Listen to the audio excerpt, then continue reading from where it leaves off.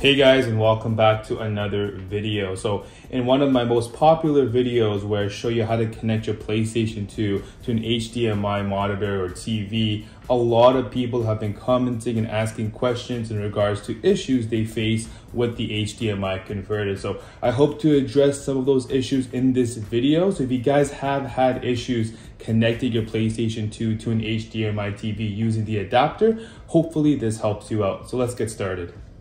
Now, the main issue that people are having is they're getting audio output through their TV or monitor, but they're not getting any video output on their screen. Now, in order to fix that, you need to change the system configuration on the PlayStation 2 and set the component video out to Y, CB, PB, and then CR/PR versus having it on RGB. So these are the two main video output settings on the PlayStation 2. And if yours isn't working, it's likely set on RGB. Now, it's a little bit difficult to change those settings when you can't see what's happening on the screen, but here's a step-by-step tutorial on how to change the video output using your controller without having the screen working.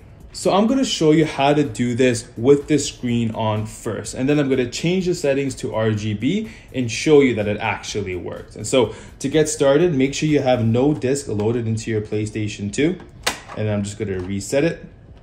And this is going to load straight into the customization settings of the PlayStation 2. So as you can see, I've done nothing to my controller yet. Make sure your controller is on and working.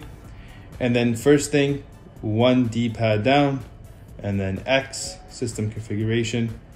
From here, 1, 2, 3. Now you get to the component video out, and then X. And then here, you'll be in RGB, and so you'll have to go left. So you'll hit left once, you'll be here, so it's only left once. And then you'll click X to set it to the correct video out. And then you should see this on the screen after you do that. And so I'm gonna walk you through it by changing this to RGB. So I'm gonna go back here, gonna go RGB, and now you see I don't get anything. And so what I'm gonna do, I'm gonna reset my PlayStation 2. I'm gonna reset it, give it like maybe 30 seconds just in case for it to load up. And like I said, it's on RGB, everything's connected. I'm not getting any video output. So I wanna make sure my PlayStation 2 controller is on. First things first, D-pad down once, and then X. Now it goes into the settings. D-pad down 3 times, 1, 2, 3. From here, now it's on the video output settings of the PlayStation 2. You click X once, and then D-pad to the left once, and then hit X, and it should load up on the screen. And there you go. So that's the step-by-step tutorial. I will leave in my description exactly what you need to do in order to get to these video output settings.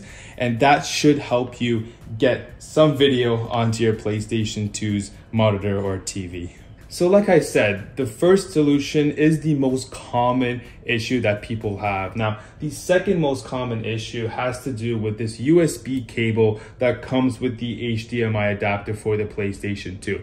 Like you saw, I was using the Slim and I didn't have to connect this USB cable to the adapter and then into the PlayStation 2.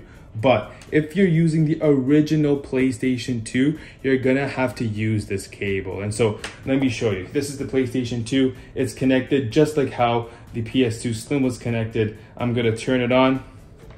Now it's running. We'll give it 10 seconds. And you can see nothing is appearing on the screen. Give it a few more seconds. And now once I take this USB cable and plug it into the adapter and then into the PlayStation 2, you'll see the video output show up. So I'm gonna unplug this, gonna plug in the micro USB cable into the side of the adapter, plug this back into the PlayStation 2, and then I'm gonna plug in the USB-A portion into the front of the PlayStation 2. I'm gonna take that right there, and now you'll see the video output show up on the screen. And there you go. Like I said, with the original PlayStation 2, you have to plug in this USB cable, but with the Slim, it's not necessarily mandatory. So hopefully, if the first solution didn't work for you, this one will.